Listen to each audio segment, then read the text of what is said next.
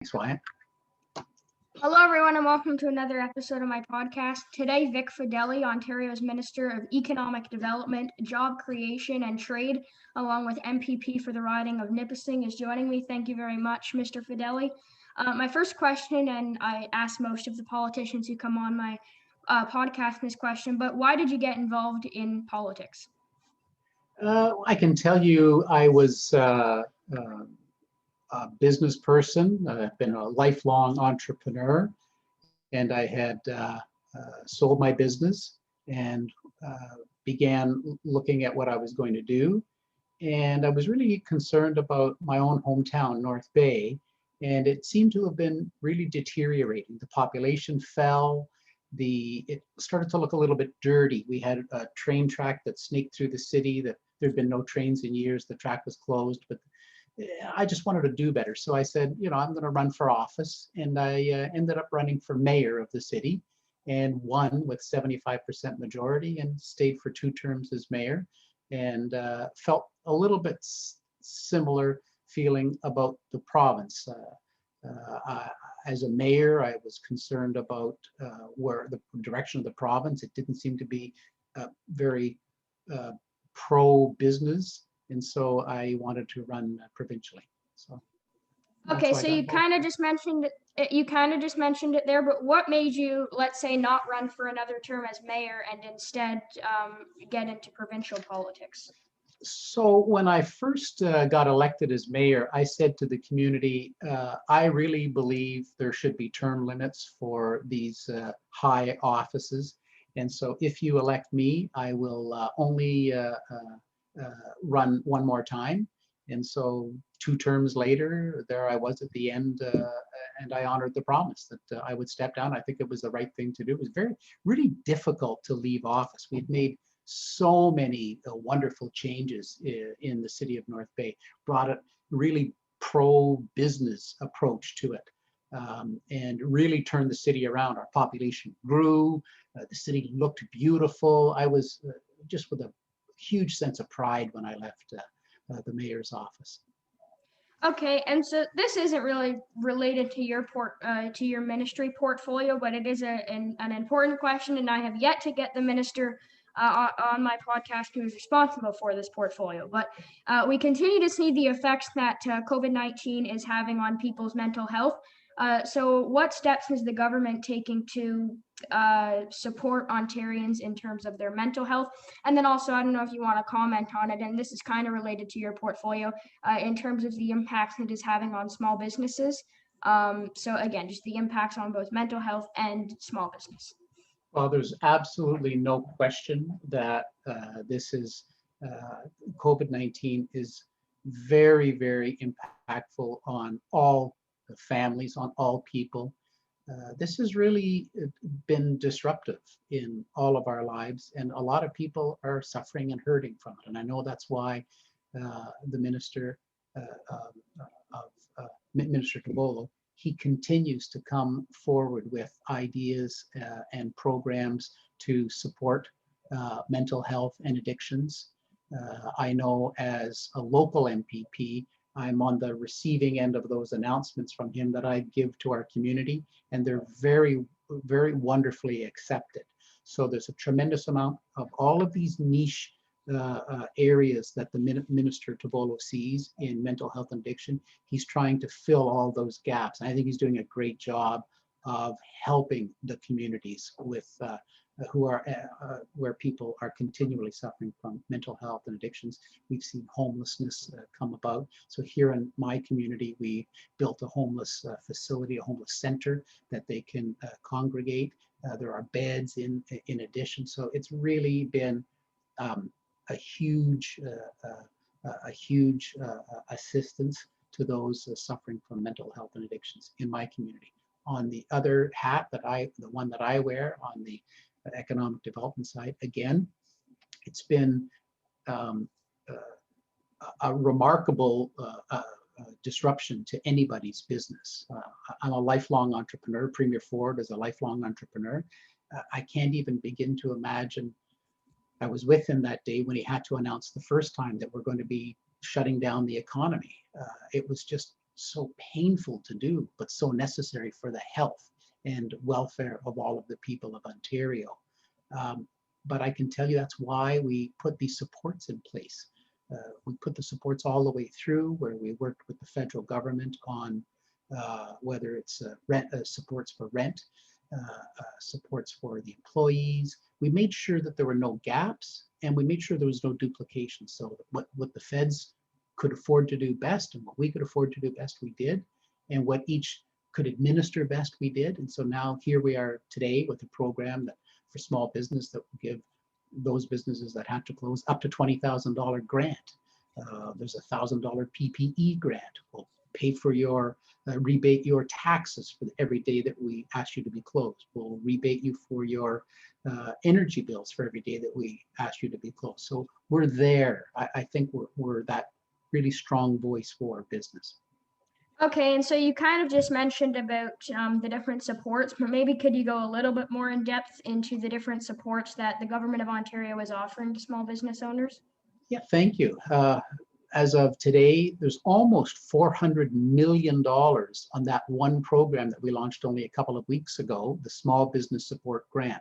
So I would say to any business that was closed on December 26th, that was in the category that we closed, or that had to severely restrict their business, like a restaurant who went to takeout and curbside only, or retail who are curbside only, go on that website, ontario.ca, and you'll find the link to the Small Business Support Grant.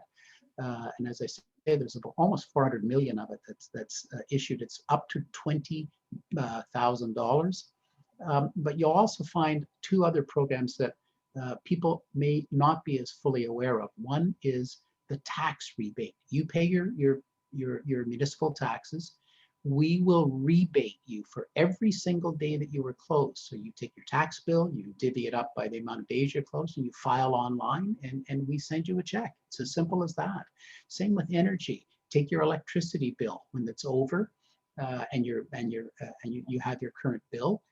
Divide it by the amount of days that you were asked to be closed since December 26th. We'll rebate you for your electricity. We'll rebate you for your energy as well, like natural gas or propane, whatever it is that you're using to heat your facility as well. Those programs are big, big, big programs that we should have tens of thousands of companies taking advantage of, and they're not as popular, and they should be. Okay, so your ministry portfolio is Minister of Economic Development, Job Creation and Trade. A new statistic from Statistics Canada showed that in the month of January alone, over 213,000 Canadians lost their job. Obviously, with Ontario being Canada's biggest province, you would expect a large majority of them to come from Ontario. So again, over 213,000 people lost their jobs. So what will the provincial government do to bring these jobs back and to ensure that Ontarians can get back to work? So take it a little further back to where we were in February, where we were clamoring for people to fill jobs. We had 250,000 unfilled jobs in Ontario back in February. So we were really seeing the results of all of the changes that Premier Ford and our government had made to lower the cost of doing business. And so what we've said is all of those fundamentals that we put in place, we've lowered the cost in Ontario by about $7 billion every year for business by not raising taxes and putting an accelerated capital cost allowance in place, lowering their WSIB premiums without lowering the benefits for the workers. All of these things that we put in place, lowering their energy bills on January 1, lowering their the provincial share of their local property taxes, all those fundamentals are still in place, Wyatt. So this is what's really important about Ontario. We've lowered the cost of doing business. Yes, when COVID first struck Ontario and the Premier had to make that decision to shut down the economy, at that time we lost about 1.1 million jobs, and we've regained about 900,000 of them. And in fact, today, this morning, manufacturing, there are still more people working in manufacturing this morning than were when COVID began, which is absolutely a testament to the fact that all of the fundamentals are still in place. So that number that came out about the January is really reflective of the December 26th shutdown that was ordered again. So as we begin now, this week, next week, and the week after, reopening the economy and reopening retail and restaurants, we'll see that number turn around, and many of those will come back. But again, it's those fundamentals that we put in place for you, Wyatt, for the future, for the jobs of tomorrow, in the the fabulous electric vehicle that we can talk about, the exciting future that we have in skilled trades in Ontario. Okay, and so a large portion of bringing those jobs back could be related to today's announcement. And I didn't get a chance to look at it fully because I got home from school and then I had a podcast before you, and now I'm doing another one with you. But maybe could you explain to people what is the color-coded system that your government is bringing back? Is it going to be, are there going to be any changes than like what we've seen before Christmas, essentially? Yeah. So again, we're not returning to normal. We're returning to that that framework, the color-coded framework, which still has a lot of restrictions. But when we return to that color-coded framework, it'll appear relatively similar to the last one, except in the gray zone. If your community is still in that past the red zone, but in the gray zone, we will have 25% in the retail that will be open. So that will be the most major change, I would say, is that no matter what zone you're in, you're still going to be able to actually go into a retail store rather than curbside. So this week, Wednesday, we'll see 3 of the 34 health unit zones opening up because they're in the green zone. They'll open up. What regions are those, sorry? They're around Kingston, around Belleville, and around Pembroke and Petawawa, in those 3. There's rather long names for the actual health unit ridings, but that's the area: Kingston, Kingston, around the Belleville, and around Pembroke and Petawawa. So those 3 will open this week. Next week, the bulk of Ontario, 28, open. And then the following week, it will be Toronto, York, and Peel, and that will complete the 34. Okay, and so is it gonna?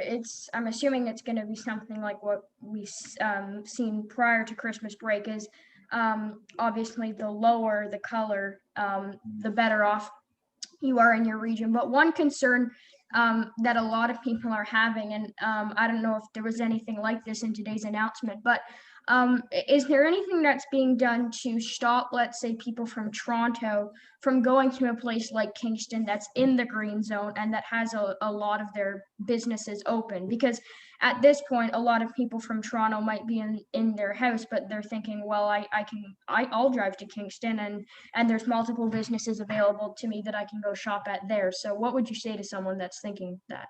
Stay home, stay safe, and save lives. This is the time now for personal responsibility as well. You've hit a point. You can't stop them legally from going, but you can tell them this is time for you to stay home and to stay safe and protect the rest of Ontario as well. You've got to have some level of personal responsibility to be realized. Okay, so I asked Minister McNaughton also came on my podcast, and I asked him, many Ontarians are wondering why the federal and provincial government are working so well together in the pandemic. Not saying it's a bad thing at all, because cooperation is obviously always a good thing, but obviously prior to the pandemic, it was kind of liberal, conservative, and they might not have gotten along as well as they are right now. So are you surprised that they're working so well despite the fact that they're from 2 different political parties? Wyatt, we're talking about people's lives, and politics is one thing, but I think you saw all our premiers across the country rise to the occasion. I would like to say perhaps none better than Premier Ford has, because he I remember day one, team politics has nothing to do with this pandemic. The pandemic, COVID doesn't know what party you belong to. it's going to affect, it could affect absolutely everybody. So we just worked as a team right across. It almost went unsaid. We just were going to be rolling our sleeves up and getting to work. And I know in our ministry, I also have trade as well as economic development. So I've got a couple of different federal ministers who are my counterparts. And I can tell you, all we did was, all right, where are the gaps? What do people need? What do these businesses need? All right, we know what they need. Who can do it better? I think the feds can. We think the province will do some other aspect of it better. So whoever could fund it and whoever could do it, that's how we did it. We just rolled our sleeves up and got to work. And it really is a testament to humanity that, when push comes to shove, we do have some fun with politics, but it had to go right out of the way. These are people's lives that were at stake, and decisions can be made. You can't be fooling around with the partisan politics in a time like that. And I think that's what you saw happen. And I'm really pleased for it. And then I think the majority of Ontarians would agree with that, because actually a new poll came out today that showed your government would win 90 seats if an election were held today, which I think really speaks that Ontarians are happy with the cooperation that you and the federal government have been working together. So my next question is, COVID-19 really has slowed down economic growth in Ontario and across the country. And obviously we're starting to see the economy open gradually. But many jobs were lost in the pandemic. So what would you say to someone who was laid off or lost their job in the pandemic? How quickly are they going to get a new job? Because there's obviously a couple of sectors that COVID really has made us realize that that we can, let's say, for example, Zoom. We learned that we can use Zoom for many things now, and a lot of people's jobs could be taken away from the fact that we can use Zoom, and that might not be the best of examples, but it is an example.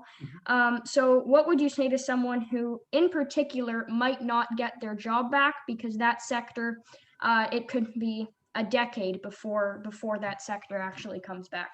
And actually, sorry, one example I would give about this is I've watched Minister Lisa McLeod's webinars, and in every single webinar she'll mention that the tourism, culture, and sport industry is ultimately going to be one of the hardest hit industries by the pandemic. So what would you say to an Ontarian who is worried that their sector may not come back after the pandemic?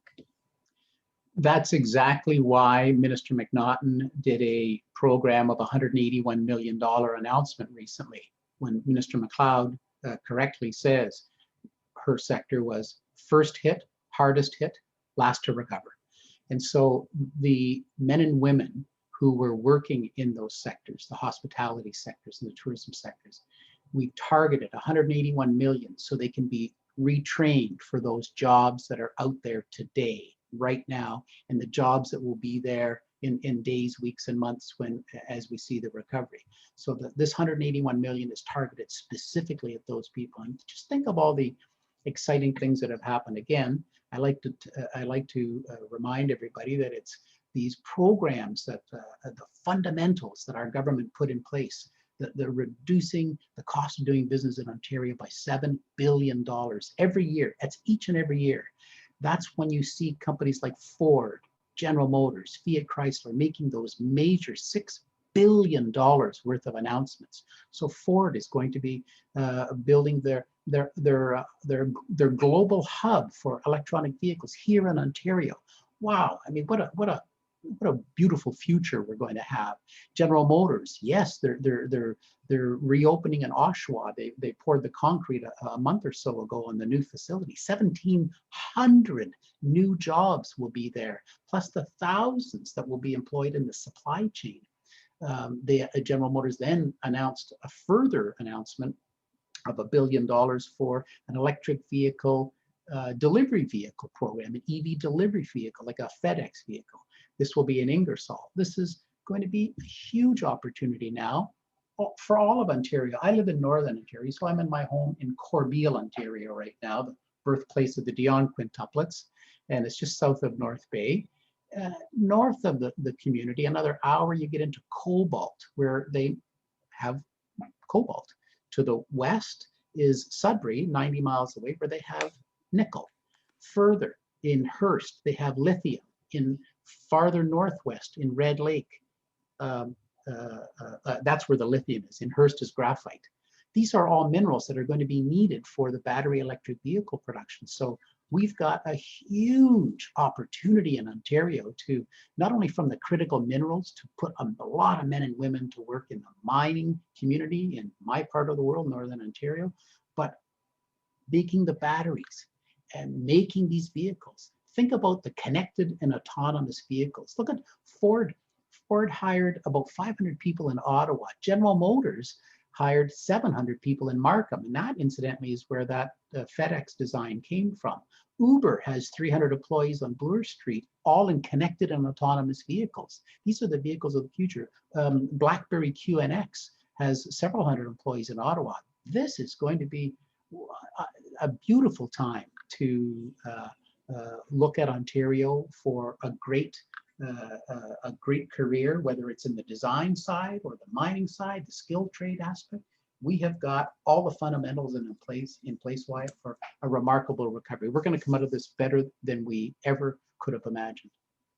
Okay, and so my final, actually, I'll ask you one more question after this, but Minister McNaughton said that when he came on, said that he believes that skilled trade jobs will lead to Ontario's economic recovery, whether that is related to his ministry portfolio or not. So would you agree with Minister McNaughton, and what other sectors do you believe will be crucial to rebuilding our economy? I think Minister McNaughton is absolutely correct. And it's not just because it's his ministry, it's because that's what is going to lead us. We're going to see this a huge push into skilled trades. Minister McNaughton came to my community just before COVID struck. So it would have been January or February of 2020, and announced monies for our Canadore College here in a skilled trades program, because in northeastern Ontario alone, a very small piece of Ontario, there were 7,700 unfilled skilled trades jobs. We need people here in Ontario, which is why we have such open immigration, which is why you see these programs that we're developing to put people to work. So he's right about that. I think the three big areas will be advanced manufacturing, will be tech, and life sciences. So think about advanced manufacturing. That includes connected and autonomous vehicles. That includes all of the manufacturing of the future that we're doing here in Ontario today. When you think about the tech sector, you know, we're the #2 tech cluster in all of North America. By the way, we're also the #2 auto producer in all of North America. Now you put those two together, auto manufacturing and tech, and that's why we are so powerful in the connected and autonomous vehicle space as well.